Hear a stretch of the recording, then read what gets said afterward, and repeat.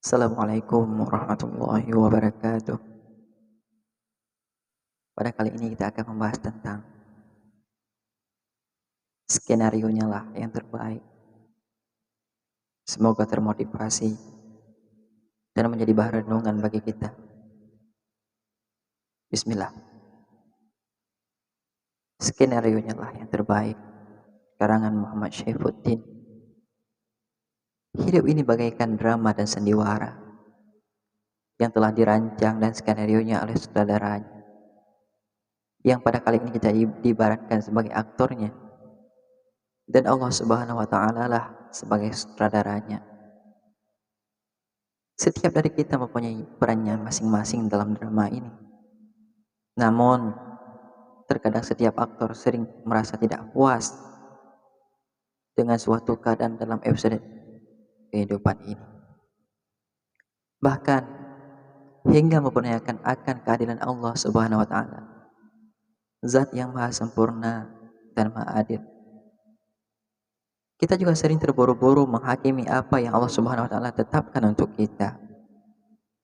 Padahal Allah Subhanahu wa taala telah berfirman dalam Al-Qur'an surat Al-Baqarah ayat 216 yang artinya diwajibkan atas kamu berperang, padahal itu tidak menyenangkan bagi kamu. Tetapi boleh jadi kamu tidak menyenangi sesuatu, padahal itu baik bagi kamu. Dan boleh jadi kamu menyukai sesuatu, padahal itu tidak baik bagi kamu. Allah mengetahui, sedangkan kamu tidak mengetahui. Tak jarang kita bersediakan suatu hal, dan sekejap kita senyum dan tertawa karena hal lain. Itulah skenario yang Allah tetapkan untuk kita. Cerita ini diangkat dari kisah nyata yang saya alami sendiri. Aku dilahirkan dari keluarga yang secara umum paham akan agama. Akan tetapi orang tua aku bukanlah lulusan pesantren. Bahkan hanya lulusan setingkat aliyah saja. Singkat cerita, dengan seizin Allah Subhanahu wa taala, aku bisa diterima di salah satu pondok pesantren ternama di Indonesia, yaitu Pondok Pesantren Modern Darussalam Kontor. Dan alhamdulillah, aku bisa lulus tepat waktu tanpa harus merasakan tinggal kelas. Bahkan aku bisa mengabdi menjadi guru di pondok kontor kampus tua, dan bahkan bisa menjadi kuliah di sana dengan biaya yang terjangkau.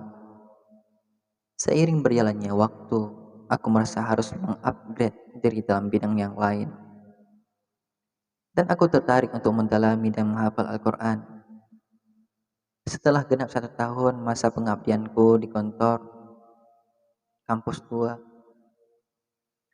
aku berniat untuk melanjutkan pendidikanku di luar negeri, sehingga bisa mengupgrade diriku dalam bidang agama, mendalami Al-Quran. Tapi Allah Subhanahu wa taala mempunyai skenario-nya yang lain untukku. Setelah mencoba mendaftar di berbagai universitas ternama di Indonesia maupun di luar negeri, seperti Universitas Al-Azhar Kairo, Universitas King Abdul Aziz, Universitas Islam Tripoli Libya, hingga Universitas Islam Madinah. Qadarullah, belum diterima. Tidak berhenti di situ. Setelah mencoba keberuntunganku mendaftar di universitas luar negeri, aku pun mencoba mendaftar di berbagai universitas dalam negeri. Akan tetapi Allah Subhanahu wa taala belum mengizinkanku untuk belajar di situ. Aku sempat merasa putus asa akan skenario-nya. Tapi aku selalu yakin Allah Subhanahu wa taala tidak akan melantarkan hambanya yang ingin membantu memperjuangkan agamanya ini. Aku selalu teringat akan cerita yang disampaikan guruku kala itu tentang skenario-nya Allah yang diberikan kepada ibunda Nabi Musa alaihissalam yang membuang anaknya ke sungai. Engkau dapat membayangkan bahwa betapa khawatirnya ibundanya Musa ketika anaknya berada di keluarga Fir'aun yang kala itu dikenal dengan kekejamannya, bahkan mengaku sebagai Tuhan. hal itu berubah manis dan berujung kebaikan di kemudian hari.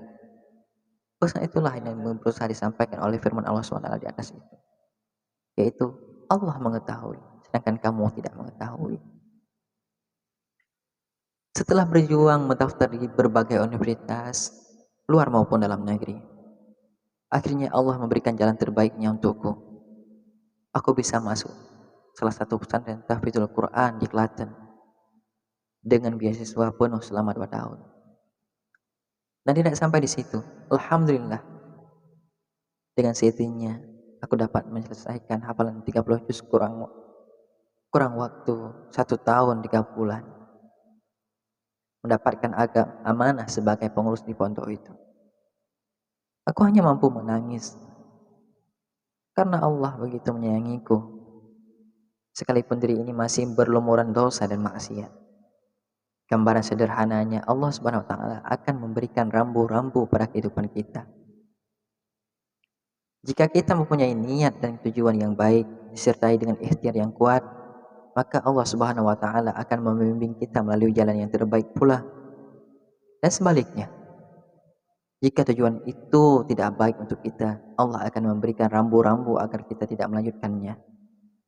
Karena Allah lah sebaik-baik pemberi petunjuk. Hidup ini untuk dijalani, bukan untuk dipikiri. Pasang niat yang baik, pasang niat yang besar, lakukanlah yang bisa kita lakukan. Hasilnya serahkan sama Allah Subhanahu wa taala. Dan selalu berhusnuzan sama Allah Subhanahu wa taala. Dalam kondisi apapun, dan cermatilah setiap isyarat yang diberikannya untuk kita. Bersabarlah sejenak.